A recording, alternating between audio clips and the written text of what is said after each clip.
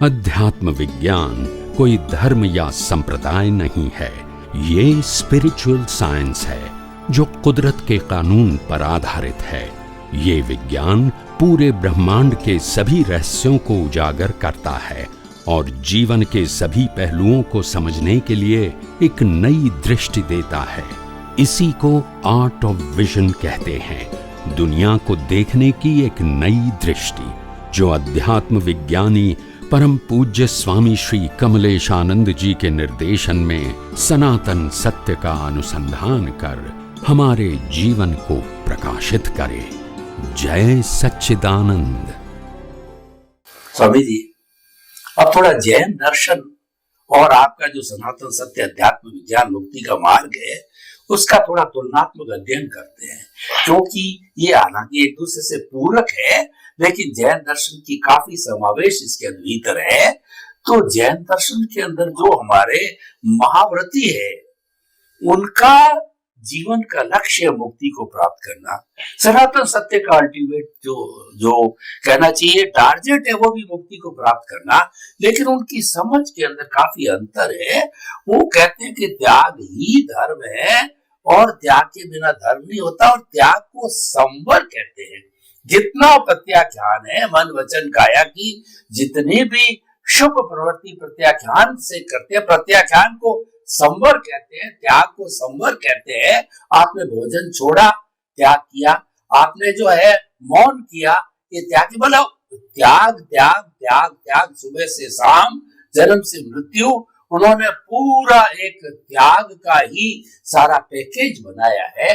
तो मैं आपसे पूछना चाहता हूं कि ये मन वचन काया की प्रवृत्ति का जितना त्याग है, क्या ये मुक्ति के मार्ग में सहायक है, या किस तरीके से सहायक होता है वो मानते हैं, और आपका अध्यात्म विज्ञान क्या मांगता है?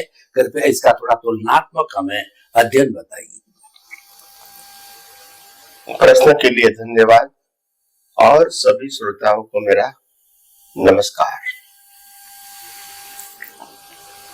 देखो, सामाजिक और धार्मिक जीवन, ये जीवन है और जीवन जीने की कला भी हो सकती है उनके साथ,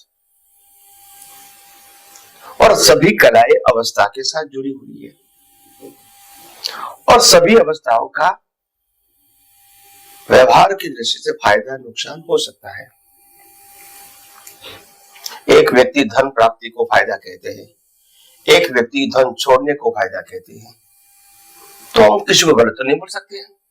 एक कहती है शादी करने में फायदा है, एक कहता है ब्रह्मचर्य में फायदा है, तो दोनों अपनी जगह पे सही है, किसी को गलत कहेंगे। एक कहती है संसारी जीवन जीने से ही परिवार और समाज चलता है, एक कहता है घर बार सब कुछ छोड़ के अच्छा इंसान बन सकता है। तो सबकी अपनी अपनी एक राय होती है और सबका प्लस एंड माइनस पॉइंट होता है। वास्तव में आध्यात्म के मार्ग में बाह्य त्याग को मुक्ति का मार्ग नहीं बताया, मगर बेनिफिट का मार्ग जरूर बताया है। और इसीलिए हमारे समाज में कहावत है, त्यागे सो आगे। आज जो आपके पास था वो आपने त्याग किया है, विलिंगली छोड़ा है आपने, तो आपको ब्याज के साथ उसकी क्रेडिट मिलेगी और बेनिफिट मिलेगा इन फ्यूचर।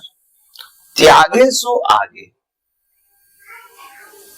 त्याग से मुक्ति नहीं है, त्याग से संसार है, मगर शुभ संसार है, पुण्य वाला।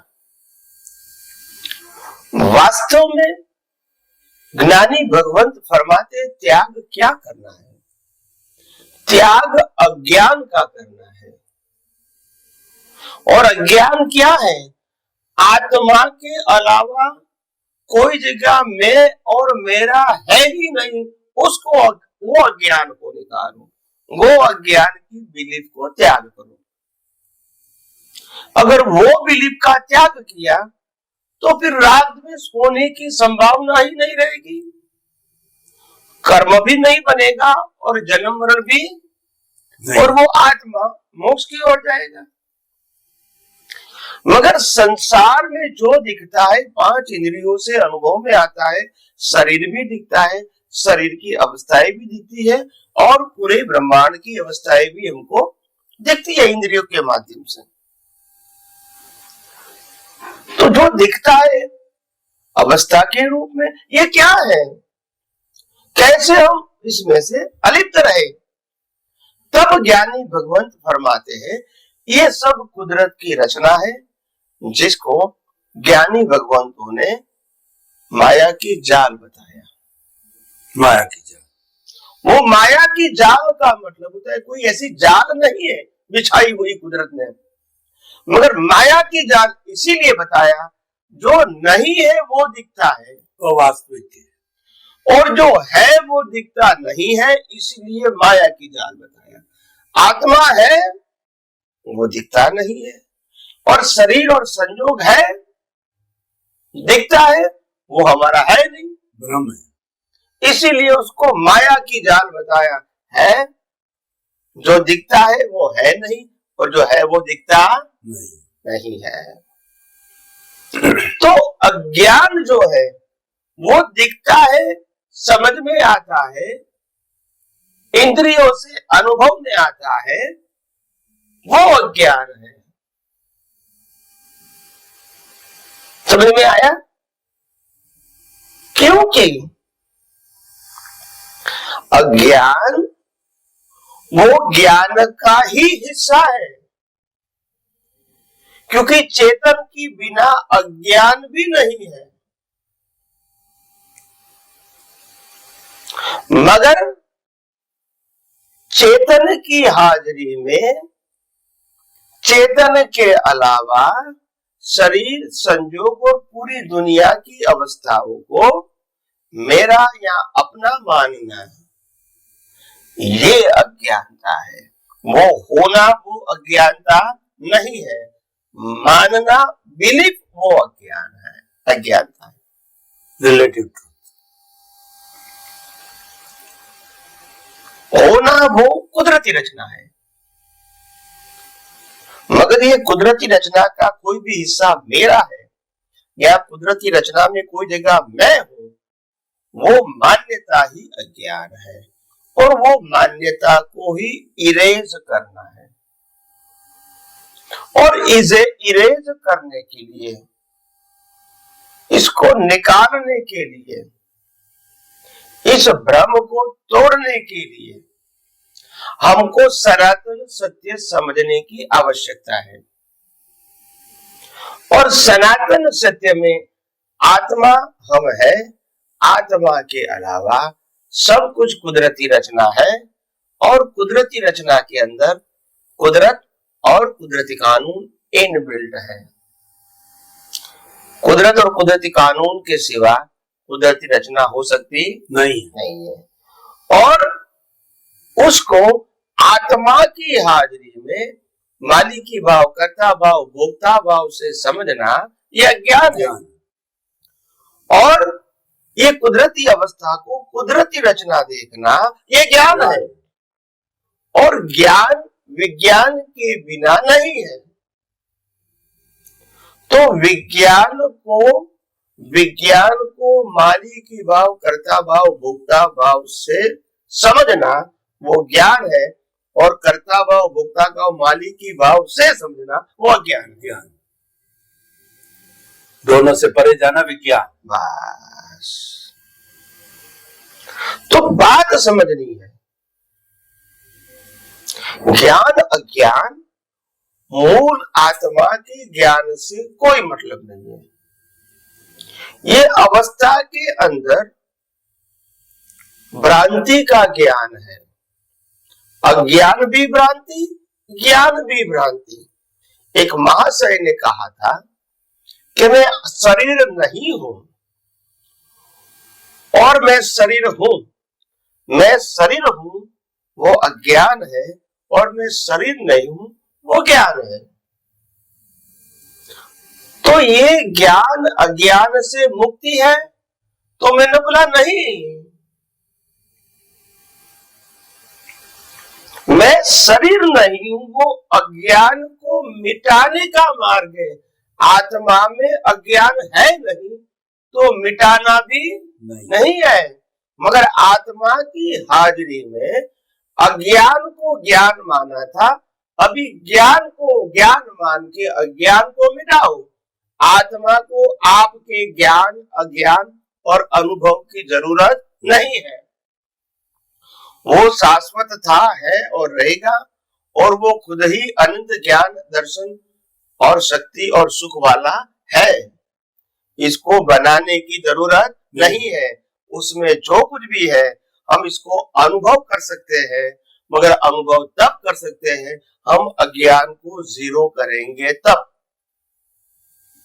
अज्ञान होगा तब सनातन सत्य रूपी कोई भी क्वालिटी का अनुभव नहीं होगा, क्योंकि अज्ञान का मतलब होता है identification of relative truth, opinion of relative truth.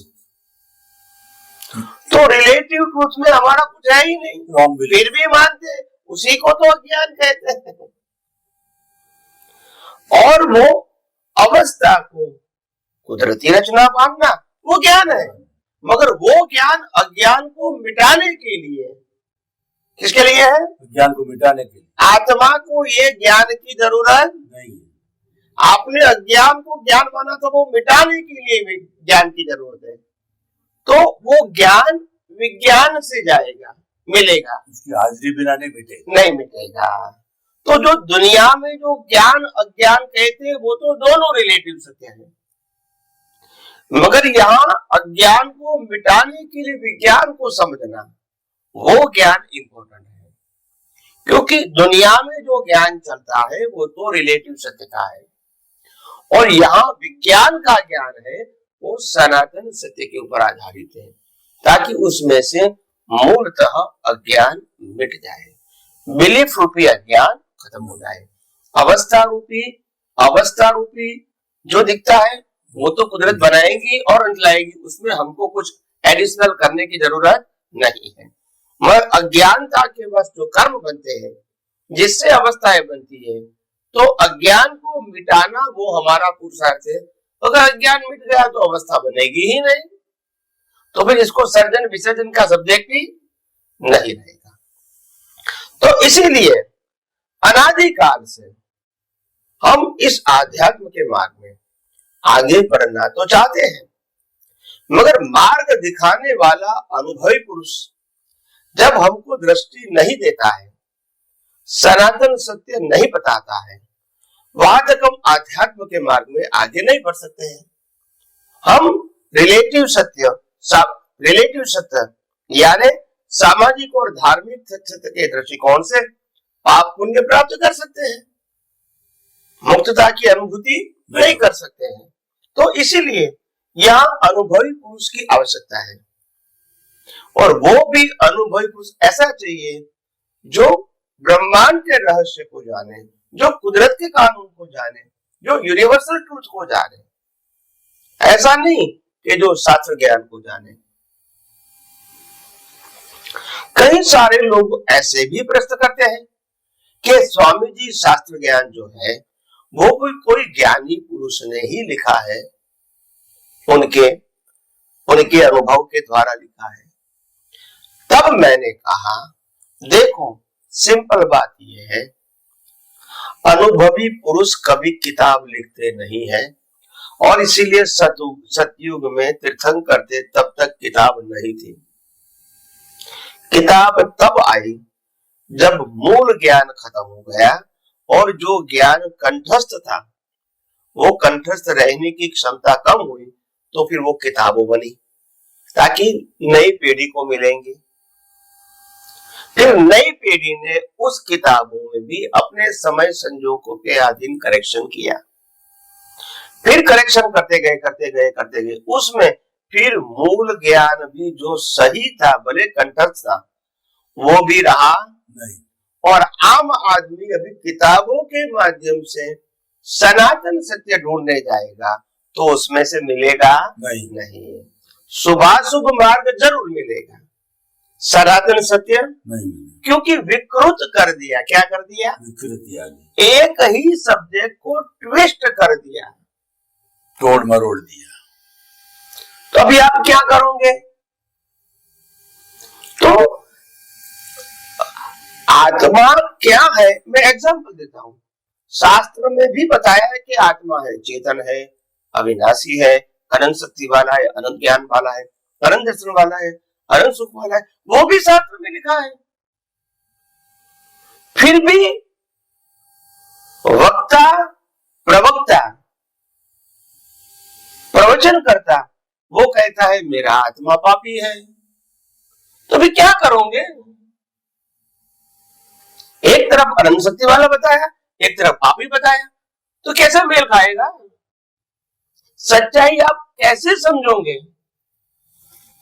तो बात ये हो गई, एक कहता है कि आत्मा करता है, दूसरा कहता है आत्मा है तभी तो क्रिया होती है, जब आत्मा ही करता है। तो ये कंफ्यूजन हो गया शास्त्रों में, लोगों ने अपनी सोच डाली बिना अनुभव।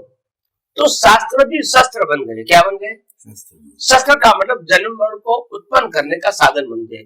जो मुक्ति का साधन होना चाहिए वो जन्म मरण की चार गति में घूमने का साधन बन गया पाप पुण्य से। तो इसीलिए ये होता है क्योंकि अनुभवी पुरुष की उपलब्धि नहीं होती है। अनुभवी पुरुष जब आते हैं तो वो सभी चीजों को करेक्ट करता है। क्या करता है? अपने अनुभव के आधार, अनुभव के आधार पे करेक्ट, ज्ञान दर्शन, मगर वो शास्त्रों को टच नहीं करता है। वो सनातन सत्य को जो कुदरती कानून के ऊपर आधारित है वो बताने की कोशिश करता है। और लोग रिलेटिव सत्य जो पढ़ा सुना हुआ है और फॉलो कर रहे हैं उसके बारे में प्रश्न करते हैं, उसमें से सनातन सत्य क्या है वो बताते हैं। इसके माध्यम से कुछ नए शास्त्र बनते हैं, मगर वो शास्त्रों का रचयिता नहीं होता है, उनकी वाणी से बनता है। क्या बनता है? वाणी से बनता है। फिर भी उसके जाने के बाद लोग प्लस माइनस करके उस शास्त्र को भी पहले जैसे शास्त्र ही बना देंगे क्योंकि वो तो होगा ही। जब मूल पुरुष जिंदा नहीं रहेगा तो उनकी बातों को उसकी परंपरा में कैसे रखना है वो तो वो नक्की करेंगे, वो तो चले गए। तो बात ऐसी होती है, महापुरुष क्या कहते हैं, उनका अंतराशय क्या होता है, उनका विजन क्या होता है, और लोग इनको अपनी भाषा में कैसे पेश करते हैं, आम जनता को गुमराह करके अपनी मान्यता को लोगों के सामने ठोस से पेश कर देता है और आम इंसान फिर इसको सही गलत समझ नहीं पाता। तो इसीलिए आध्यात्म विज्ञान समझना बहुत इजी भी है और दुष्कर भी है। अगर अनुभवी पुरुष प्रत्यक्ष रूप में नहीं मिलता है तो बहुत दुष्कर है, और अनुभवी पुरुष मिलता है तो बहुत सरल भी है। इसीलिए दुनिया के अंदर जो अज्ञान है वो अज्ञान कोई एक व्यक्ति के कारण नहीं बना है, हजारों व्यक्तियों के कारण, समाज के कारण, दुनिया की अवस्थाओं के कारण अज्ञान जो है वो अज्ञान रूप नहीं था, मगर हमने उसको मालिकी भाव, कर्ता भाव और भोक्ता भाव से अपनी दृष्टि में अज्ञान के रूप में स्वीकार कर लिया। ये गलती है। अवस्था वो हमारी गलती नहीं है, मगर अवस्था को जिस दृष्टि से देखा वो दृष्टि में गलती है, और करेक्शन दृष्टि में करना है, अवस्था में नहीं करना है।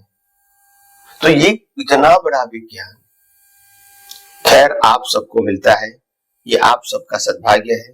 जो जो व्यक्ति इस विज्ञान को समझेंगी, उपयोग करेंगी, अनुभव करेंगी, उनका जीवन धन्य बन जाएंगे। आइए हम सब आध्यात्मिक विज्ञान में और सारी बातें आगे करते रहेंगे। स्वामी जी आपका बहुत बहुत धन्यवाद। बड़ी स्पष्ट बात मालूम पड़ी। प्रश्न चला त्याग से, तो जो हम मन वचन काया वो जड़ है, उसमें ज्ञान दर्शन है नहीं है।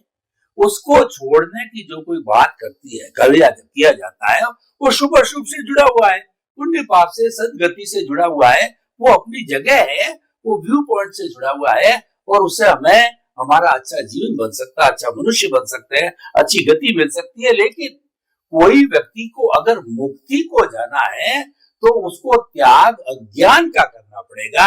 इसीलिए अज्ञान का त्याग ही सच्चा त्याग है, उधर को समर्पण ही सच्चा समर्पण है, क्योंकि सनातन सत्य जो है हम समझेंगे तभी हमारा अज्ञान और ज्ञान दोनों इरेज होकर के हमको विज्ञान मिलेगा और हमको मुक्ति मिलेगी। स्वामी जी आपका बहुत बहुत धन्यवाद, कृतज्ञता। जय सच्चिदानंद।